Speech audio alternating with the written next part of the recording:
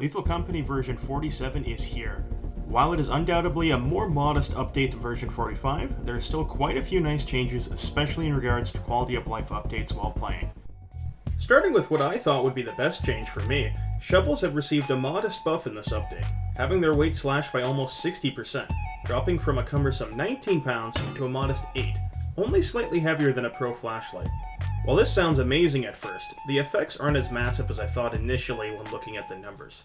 Here's a speed comparison between the old and new shovel.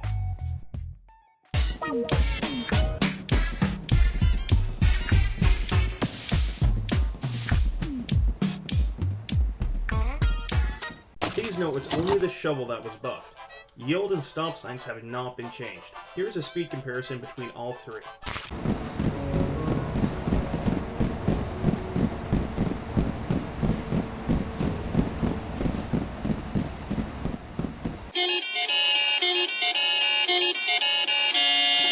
Winner, Gagnon! Despite being modest, this change will make it less of a slog using the shovel while carrying scrap. And that's not the only improvement they made to the shovel. They have also improved the shovel's collisions, making it easier to hit entities such as the spider, where it was hard to know where to aim before. Lastly, for the shovel, I've noticed they are no longer on sale on the first day, causing you to have to decide between either 2 flashlights or 1 shovel. Or I guess you could exclusively get 1 boombox instead. For my money, shovel all the way, just make sure to get on the terminal before one of your teammates who wants a flashlight. Next up, the patch notes say that they added a new hallway. However, while getting footage for this video, I already found 4 new hallways which had uniquely non-90 degree turns. These rooms will add some nice variety to both looting and fighting entities. Entities like the freshly reworked Thumper. The patch notes claim that, quote, the Thumper's movement has been reworked so its animations and acceleration should be more consistent, and that the Thumper speeds up slightly faster after being hit, but its turn speed drops off more lively when it reaches high speed. The next changes are for the Bunker Spider. The first being a minor buff increasing its movement speed when it's almost dead. The other change is, quote, the Bunker Spider's webs have a slightly larger collision radius. In my opinion, I didn't notice much of a change while fighting them now, as the same methods used before can still put them down. A very welcome change has been made to Forest Giants, making them more likely to leave the ship alone after employees safely makes it inside. These guys are notorious for camping, and hopefully this change will give employees a greater chance of surviving after 5 PM on Vow or March. I found from testing, closing the door to break line of sight makes them leave rather quickly.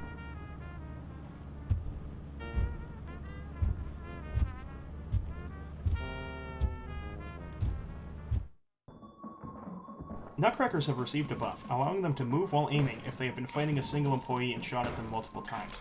This will make soloing Nutcrackers even harder. However, your increased movement speed with the shovel makes this interaction still fair and worth risking to get the shotgun.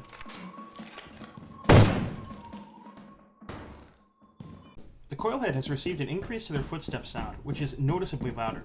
This will help alert employees to their presence before one of your teammates loses their head to it.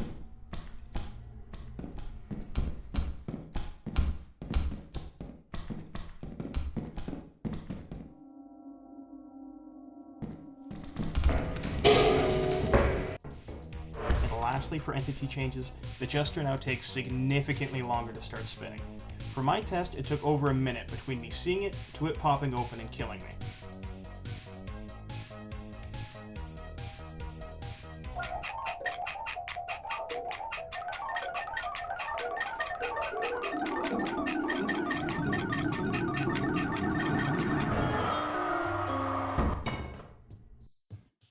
There's also been a lot of bug fixes made in the new version. One of the most awaited is that landmines no longer instantly kill you upon stepping on them. This will help people like me not encounter skill issues such as this. Keep in mind, you will still die even if you run and jump off of them once you're standing on them. However, you can now once again sacrifice yourself by timing the explosion to kill an entity, or be saved by getting teleported off the landmine. Gift boxes have been fixed, so you no longer need to worry about accidentally losing items that you open in the ship. They have, however, been made less common now that the holidays are over. They've also fixed the item duplication glitch associated with gift boxes. The patch patch notes claim to have fixed the bug with items not registering when employees don't drop them. I've mostly noticed this problem with beehives, and unfortunately I'm still having issues with the beehive registering.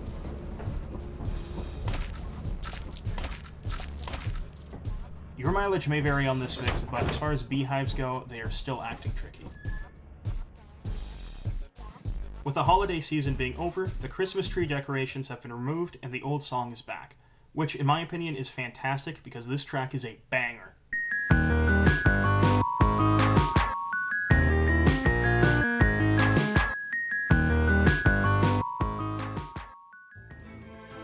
Lastly, and arguably most importantly, there is the addition of challenge moons. Challenge moons are challenging moons, as the name would imply, that change weekly and are the same for all players, allowing you to compare how you did versus your friends or globally.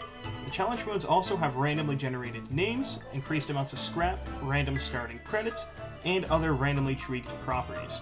The challenge moons can be found in the host tab, and you'll only have one day to get as much loot as possible. There is also a unique purple suit only available while playing a challenge moon.